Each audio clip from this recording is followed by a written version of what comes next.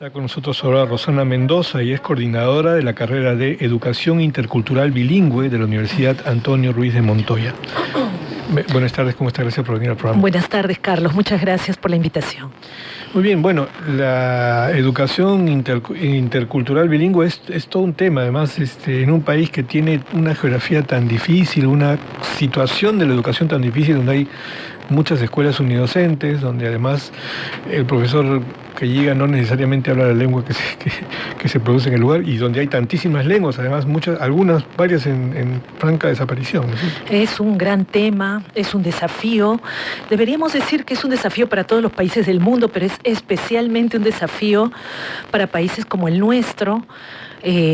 Precisamente aquí el Ministerio de Cultura ha identificado 45 lenguas, 3 andinas, 42 amazónicas, pero efectivamente hay 35 extintas, y eso es precisamente porque tenemos que reconocer que vivimos en una sociedad donde hay una hegemonía cultural, una hegemonía lingüística, castellana, y eso ha de alguna manera sometido muchas lenguas, y la educación lamentablemente no ha podido reaccionar o anteponer los intereses de los pueblos originarios a este poder hegemónico.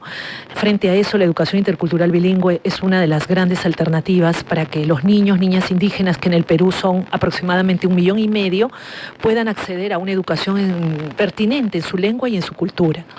Ahora, y ahí surgen un montón de problemas ya prácticos, ¿no? Como son, por ejemplo, cómo se hace para adoptar palabras nuevas que no proceden de la tradición, ¿no es cierto? Avión, etcétera, computadora, etcétera.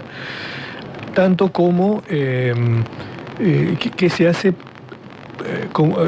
para normalizar la lengua, ¿no es cierto? O sea, en español tenemos la Academia de la Lengua, etcétera, pero en otras, incluso en quechua, ¿no? Hay un quechua distinto en el sur, en el centro y en el norte. Y entonces es un poco difícil, me imagino. Esto es un tema que le agrega más dificultad, digamos, al tema. Sí, quizá debemos hablar de complejidades, ¿no?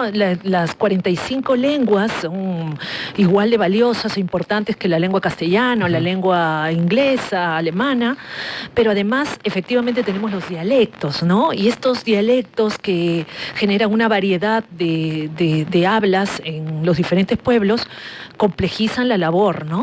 Pero hemos avanzado en normativizar lenguas, que felizmente ya no solamente están vivas oralmente, sino también de forma escrita. Y eso es un reto, efectivamente. El Ministerio de Educación avanza en tener más o menos 20 lenguas que están normativizadas, para las cuales se está produciendo material educativo, bueno, pero aún quedan otras tantas, ¿no? Claro. Aún nos queda, sobre todo en las lenguas amazónicas, que ya se están conservando por poblaciones pequeñas, y no por ello menos importantes de atender, pero todavía queda el reto, ¿no? ¿Qué es lo que tenemos a favor? En el año 2016, el año pasado, lo hemos cerrado con 2 grandes logros para la educación intercultural bilingüe. Uno primero es en julio. En julio se aprueba la Política Nacional de Educación Intercultural y Educación Intercultural Bilingüe. Con ello se establece, y el gobierno se compromete, a que todas las escuelas a nivel nacional, más de 100.000 instituciones educativas a nivel nacional, necesitan incorporar la interculturalidad como un valor, pero también como parte de su metodología y de su compromiso con la educación diversa. Y por otro lado, en diciembre, antes de la salida del ministro Saavedra, se logra aprobar el Plan Nacional de Educación Intercultural Bilingüe. Con ello se establecen metas, resultados, para poder alcanzar logros en términos de coberturas, de implementación de las pedagogías interculturales, materiales educativos. Entonces yo creo que desde el año 2011 vamos continuamente progresando en términos de política intercultural, y yo creo que eso es muy saludable, ¿no? Hay un equipo muy interesante del Ministerio de Educación, desde la DIGEIVIRA, que está haciendo grandes esfuerzos, y ahora también convocándonos a las universidades como la nuestra, la Universidad Antonio Ruiz de Montoya, a asumir la formación de futuros docentes interculturalmente. Y es lo que tenemos en la universidad y en lo que estamos trabajando. Bueno, además me parece que es la única que tiene esta carrera de educación intercultural bilingüe, ¿no es cierto? Nivel nacional somos 10 instituciones superiores con carreras de educación intercultural bilingüe a nivel universitario. Inclusive hemos conformado en agosto pasado, la Ruiz ha sido la sede, hemos conformado la red de universidades en EIB, que forman en EIB para ayudarnos, para hacer sinergias, para complementarnos, para investigar, porque todavía quedan muchas cosas por hacer. En la Ruiz tenemos particularmente en la carrera 113 estudiantes, todos quechuas. Nosotros solo tenemos estudiantes quechuas provenientes del surandino que estaban estudiando en nuestra universidad para ser maestros en EIB a nivel inicial y a nivel primaria. Para nosotros ha sido un cambio muy interesante, no solamente como escuela de educación, sino como universidad. Porque hemos tenido que asumir cambios en términos de formación, en tanto la oferta académica, pero además cambios para hacer lo que decimos, ¿no? Si nosotros estamos apostando por justicia, estamos apostando por igualdad, que son valores que guían nuestra universidad, ¿de qué manera eso se plasma? No solamente en abrir las puertas a estudiantes que vienen de diferentes partes del país, sino además cómo se plasma esto en una oferta académica adecuada, cómo se plasma esto en los servicios que institucionalmente brindamos a los estudiantes. En ese sentido, nos estamos contentos porque en los 3 años, ya vamos por el tercer año que tenemos la carrera de EIB, creemos que hemos hecho cambios muy interesantes.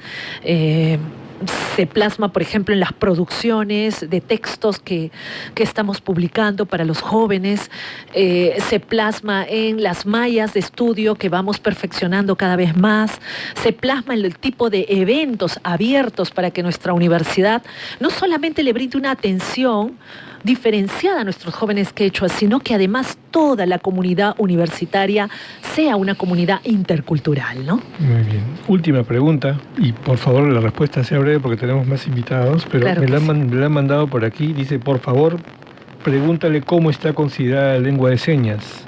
¿Es también parte de la interculturalidad o es un tema completamente aparte? Qué interesante en realidad. Bueno, lo que pasa es que estamos hablando de una lengua para una población que necesita comunicarse bajo esta, ¿no? Bajo esta lengua, valga la redundancia, pero en realidad debería ser considerada transversalmente en toda institución educativa y no educativa que tenga población con una discapacidad auditiva y en el habla, ¿no?